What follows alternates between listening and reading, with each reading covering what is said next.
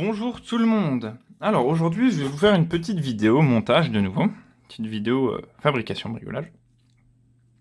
Et je vais vous présenter un petit boîtier que j'ai réalisé il y a pas longtemps. C'est un capteur EMF, un capteur K2 ou un capteur de fantôme, comme vous voulez. Certaines personnes utilisent ce genre de capteur dans leur chasse aux fantômes, car on pense que justement certaines entités sont capables de générer des champs électromagnétiques. Mais on rentrera pas dans ce sujet, ou on rentrera pas non plus dans le sujet de la dangerosité des ondes ou pas. Voilà, je pense que vous êtes capable par vous-même de récupérer ce genre d'informations sur Internet et de savoir recouper. Je vais vous montrer uniquement du coup le montage et la fonctionnalité d'un capteur EMF. Donc déjà un capteur EMF, qu'est-ce que ça veut dire? C'est un capteur électromagnétique field, donc un capteur de champ électromagnétique.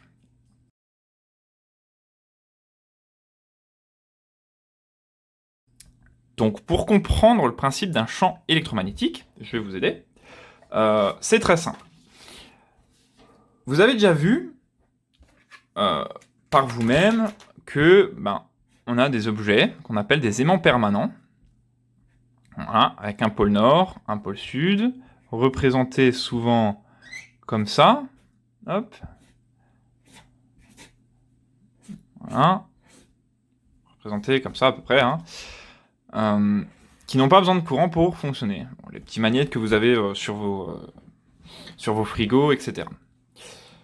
Et vous savez, peut-être aussi pour certains d'entre vous, que si on a une bobine de fil, voilà, et qu'on fait passer un courant à l'intérieur, on va aussi générer un champ magnétique. Comment cela fonctionne? En fait, tout simplement, quand on a un fil électrique, et qu'on met une tension dedans, on a une loi qui dit que il y aura un champ magnétique qui va se créer autour en suivant le courant.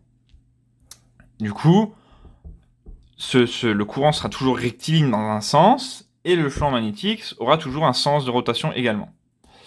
Un sens d'influence, etc.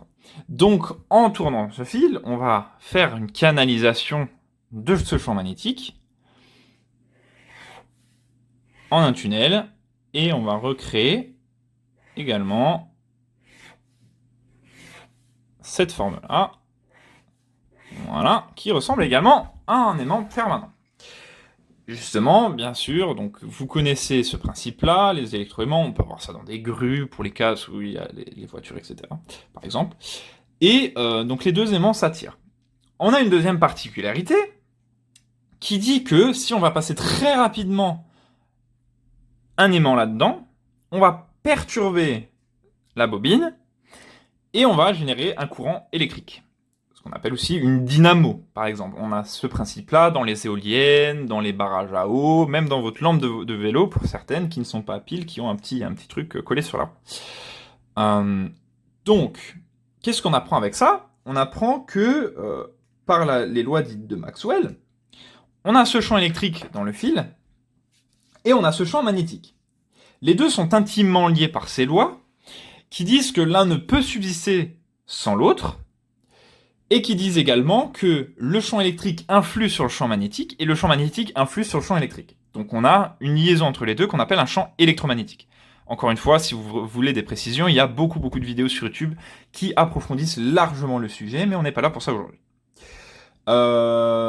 Donc,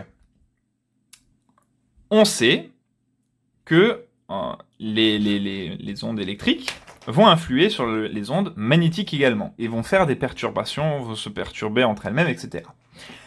Et on aura, du coup, dans l'espace, une dispersion d'ondes, comme si on lâchait un galet dans l'eau. Voilà. Ces ondes-là qui sont perturbées, on peut les contrôler à la rigueur, et on a ce que vous avez déjà vu, hop, voilà, ces trucs-là, où on a les ondes radio, les ondes basse fréquence à cet endroit-là, les ondes lumineuses ici, l'infrarouge, l'ultraviolet, gamma, X, etc. Voilà. Ces ondes-là se représentent comme ça, et sont intimement liées au courant. On peut donc s'en servir dans notre petit système qui est là, Donc par exemple, on a n'importe quel appareil électrique. Je vais moi représenter, hop, un caténaire de ce que vous voulez. Hop, voilà. On a notre caténaire. Ce caténaire-là va émettre un champ électromagnétique plus ou moins puissant dans l'espace, qui va s'atténuer avec le temps, avec la distance. Et du coup, en mettant n'importe quel objet métallique dans ce champ-là, on sait du coup que le champ va influer sur le champ magnétique, va influer sur le champ électrique de notre objet métallique, qui de base est neutre, et du coup qui va se synchroniser sur le caténaire. Donc on aura une différence de potentiel montante et descendante dans ce fil-là, qu'on va récupérer avec notre boîtier.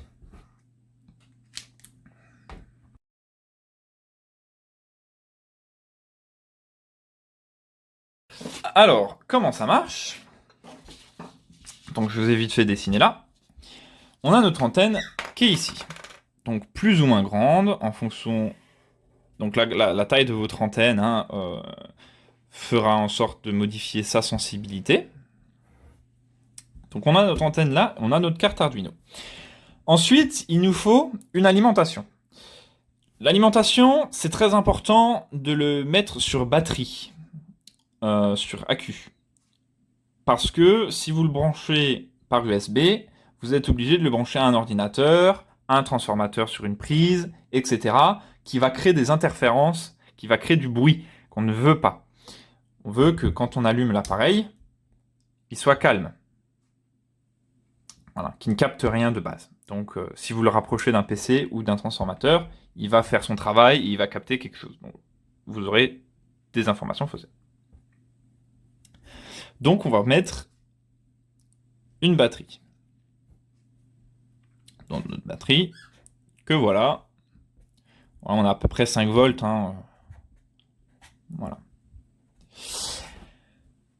Donc la batterie, on va la relier à notre carte Arduino, hop, avec un interrupteur. Voilà. Et à la masse de la carte. Maintenant, on a une carte alimentée. L'antenne, elle, on va la relier à une prise analogique pour pouvoir lire précisément le potentiel qui est sur cette antenne. Donc l'oscillation de courant qui est sur cette antenne.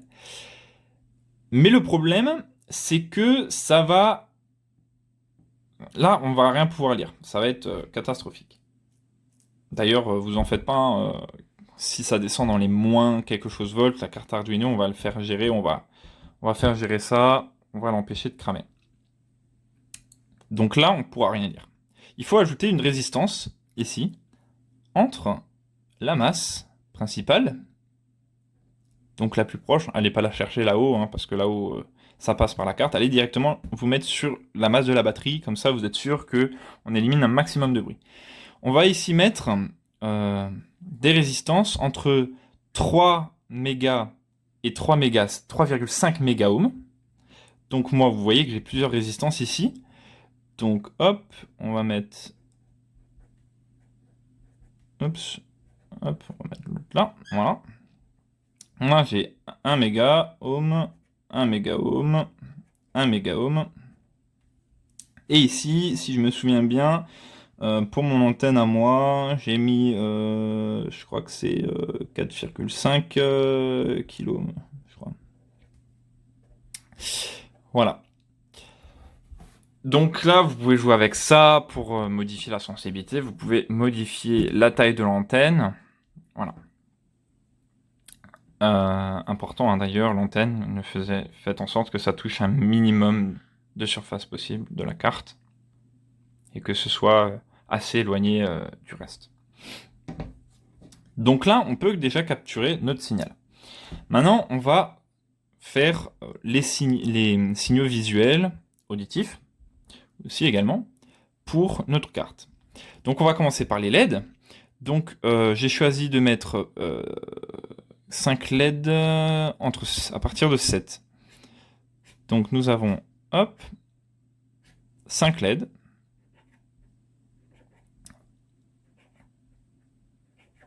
Hop, hop. Voilà. Nos 5 LED, bien évidemment les résistances de protection qui vont avec.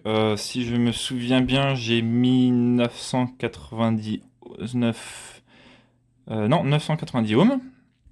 Ici, voilà. Et on va, hop,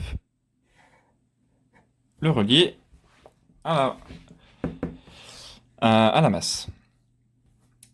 Et ensuite, on a un buzzer qu'on a relié à la prise 11. Hop.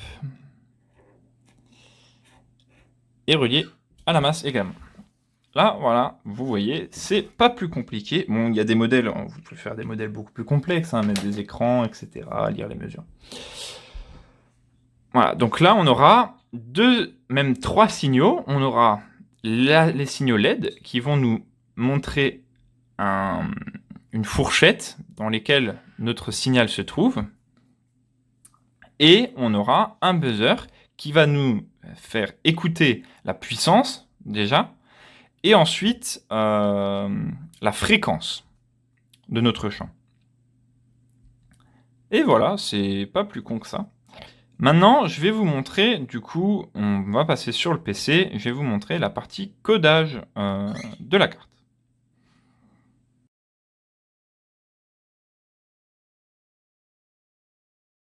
Donc nous revoilà sur PC. Alors, pour la partie code, rien de plus simple, hein, vous voyez qu'il est vraiment très court comme code. Bien évidemment, au début, nous avons les initialisations des pins, donc les positions des LED, position du buzzer, l'initialisation de la valeur récupérée et la position de l'antenne. Les états des LED, donc en output. Et là, le code commence. Du coup, on a dans notre loop une fonction analog read qui va lire l'empreinte électrique sur la prise analogue qu'on va mettre dans la variable valeur. La variable valeur, on va la contraindre entre 1 et 100.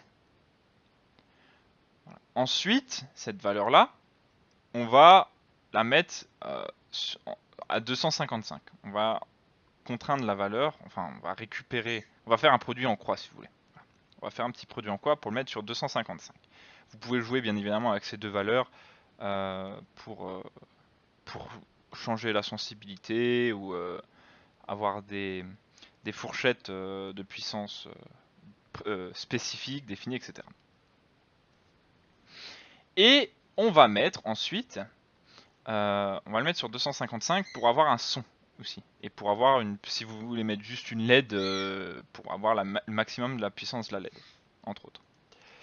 Du coup, ici, on va écrire sur le buzzer, du coup, la fréquence qu'on a récupérée. La fréquence et la puissance qu'on a récupérée. Donc, le buzzer ou la LED ou ce que vous voulez sera intimement lié à ce qu'on a récupéré sur la prise analogue. Du coup, ensuite, cette valeur-là, on va la mettre en test. Donc, si c'est supérieur à 1, allumez la première LED, sinon l'éteindre. Si c'est supérieur à 50, etc., vous aurez compris. Et voilà. Et sinon, si ce n'est pas supérieur ou égal à 1, donc si on n'a pas du tout de signal, ou un signal vraiment extrêmement faible, on ne fait rien. On éteint. On met 0 sur le buzzer, etc. Donc là, ça va vraiment rafraîchir quasiment en temps réel. Vous entendrez la fréquence qui passe par votre antenne, etc. Il n'y a strictement rien de plus simple. C'est vraiment un code tout simple, tout bête, qu'on vient mettre sur notre module. Et maintenant, du coup, on va faire des petits tests. Je vais vous montrer quelques expériences et voir quelques petits endroits.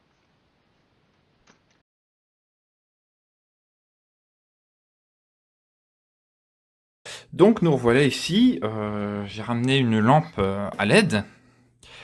On va tester. Donc déjà, vous voyez là on capte rien. Si on touche avec la main, on peut... Voilà, j'ai une main qui conduit, l'autre non, hein, un peu quand même. Voilà. Donc le corps a de l'électrostaticité en lui, génère un très faible contact électrique. C'est pour ça que quand on touche, on génère de l'électricité. C'est assez sensible pour ressentir cette électricité-là. J'ai un bras qui conduit plus que l'autre, peut-être à cause du vaccin, on ne sait pas. Non, trêve de plaisanterie. Et du coup, on va utiliser cette antenne, ce capteur, pour vérifier ce transformateur, cette lampe, ce câble. Donc là, vous voyez que ça ne produit rien. Maintenant, je vais le brancher, vous allez voir ce qui va se passer. Je vais laisser le capteur là, ça va être assez marrant. C'est parti. Vous voyez que le fil génère un champ électromagnétique. Alors, pourquoi est-ce que le champ génère un champ électromagnétique alors que la lampe est éteinte? Premièrement, d'ailleurs je vais vite fait vous montrer quand la lampe est allumée.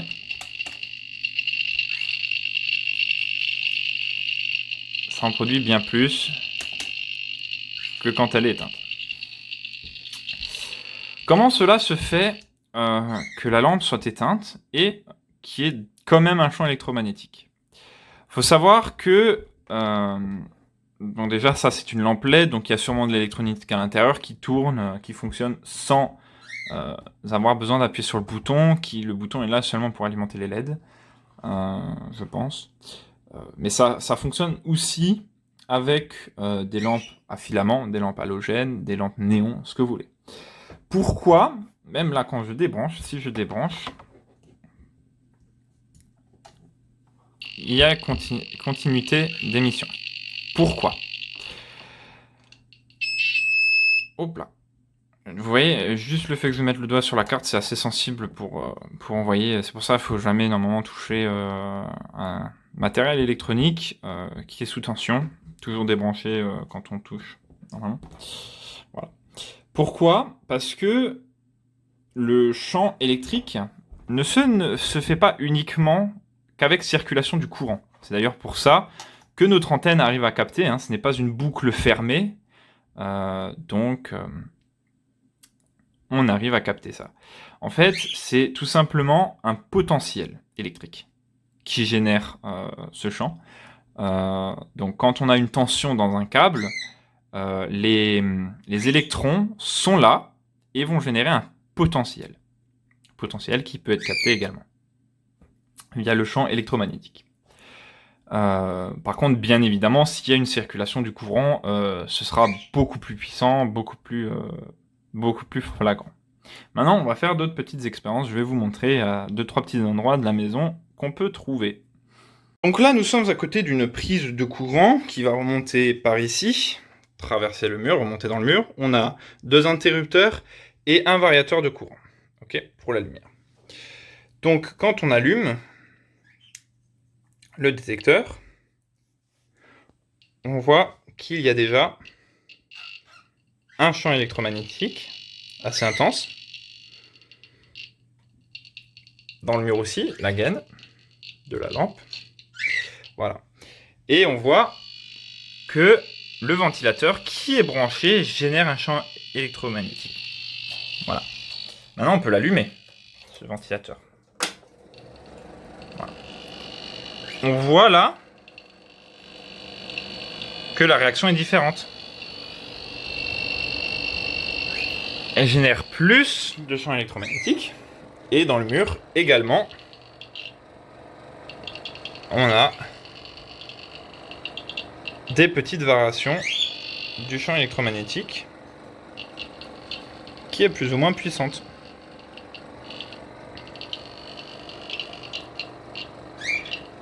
Et quand on s'éloigne, on n'a plus rien. Quasiment plus rien. Autre petite expérience intéressante, c'est sur un tube néon. Les tubes néons qui génèrent un champ électromagnétique beaucoup plus intense en fonction de la distance à laquelle on se trouve. C'est pour ça d'ailleurs qu'on peut utiliser les tubes néons à côté des bobines Tesla pour les allumer sans contact. Et on voit que si on se rapproche, on a une génération de champ assez puissante. Autre endroit intéressant, le tableau électrique. Donc on voit que là, c'est beaucoup plus puissant déjà, beaucoup plus intense et beaucoup plus fort.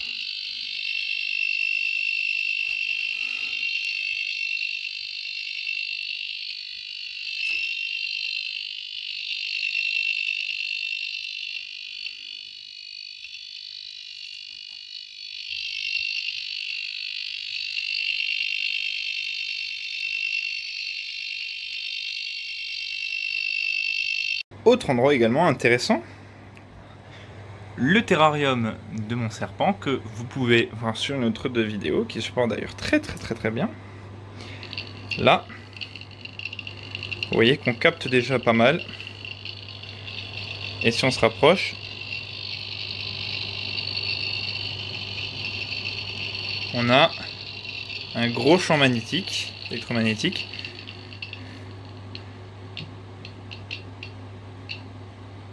Il n'y a pratiquement plus rien à 1 mètre. Donc là, c'est avec tous les câblages qu'il y a derrière, etc. Hein. Tout le courant qui circule, la sonde, la lampe, les appareils de chauffe. Voilà. On voit également que non loin d'un émetteur Wi-Fi,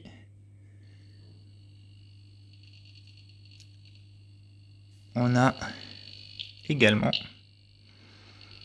des ondes assez importantes. Autre petite expérience avec une boule à plasma, donc qui génère un courant électrique assez intense pour ioniser l'air, ou le gaz qui se trouve à l'intérieur, et donc du coup qui génère un très grand champ électromagnétique par conséquence. Donc là, vous voyez que il est branché, il génère un petit peu déjà, voilà, mais dès que je vais l'allumer, ça va péter un câble, et ça c'est très puissant, ça peut être ressenti à de très longues distances. Voilà. Hop. Donc, vous voyez que là, voilà, jusqu'à peu près 4 mètres de distance, peut-être 5 déjà, on commence à capter le champ électromagnétique qui est vraiment très intense.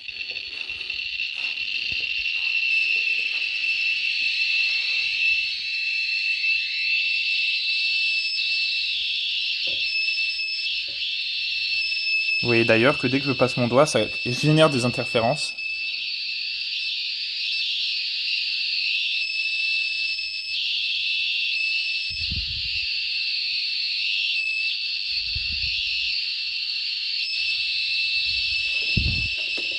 Voilà.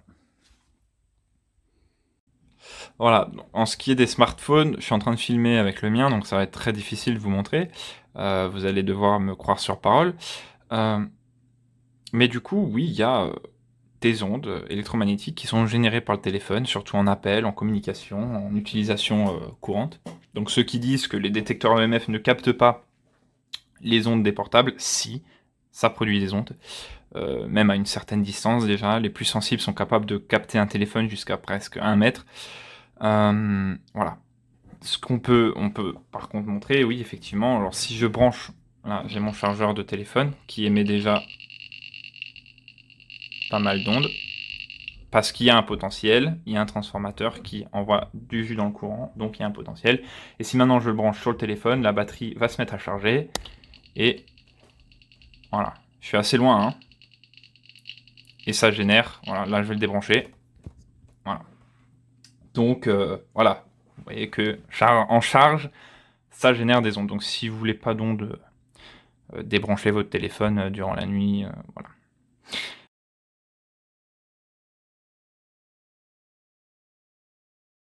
Voilà, donc en conclusion, vu que la vidéo touche bientôt à sa fin, ce qu'on peut dire là-dessus, c'est que c'est un petit appareil sympathique et très simple à réaliser pour démontrer le phénomène des champs électromagnétiques. Bien évidemment, si vous modifiez la taille de l'antenne, si vous modifiez la taille, enfin la puissance des résistances, il sera plus ou moins sensible, évidemment.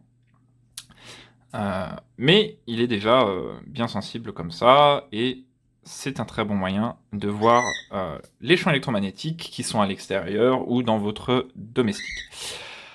Maintenant, est-ce que c'est un appareil capable de montrer la présence des fantômes? En tout cas, si les événements paranormaux génèrent des champs électromagnétiques, cet appareil sera capable de détecter les champs électromagnétiques produits. Comme vous avez pu le constater, il y a beaucoup d'appareils qui, une fois branchés, génèrent des ondes électromagnétiques puissantes. Est-ce que c'est une preuve suffisante pour démontrer la présence de fantômes? Je ne pense pas. En tout cas, s'il y en a un qui génère des champs électromagnétiques, cet appareil sera capable de les détecter. Ensuite, est-ce que ça prouve la dangerosité des champs électromagnétiques sur le corps humain? Pas du tout. Alors, pas du tout. C'est un appareil qui montre uniquement la présence des champs. Ça fait 100 ans qu'on vit dans une société qui développe de plus en plus les appareils électroniques et les appareils électroménagers, les hautes puissances qui utilisent beaucoup d'énergie, beaucoup d'ondes. On baigne dans des ondes, qu'on le veuille ou non. Est-ce que cet appareil montre la dangerosité de ces ondes? Pas du tout. Le consensus, pour répondre à ce consensus entre oui et non, va falloir faire d'autres types d'essais sur le corps humain, mais cet appareil-là n'est là que pour montrer la présence d'ondes. Pas du tout leur dangerosité, pas du tout qu'elles viennent d'un phénomène paranormal ou pas. Mais en tout cas, grâce à cet appareil-là, on capte ces ondes.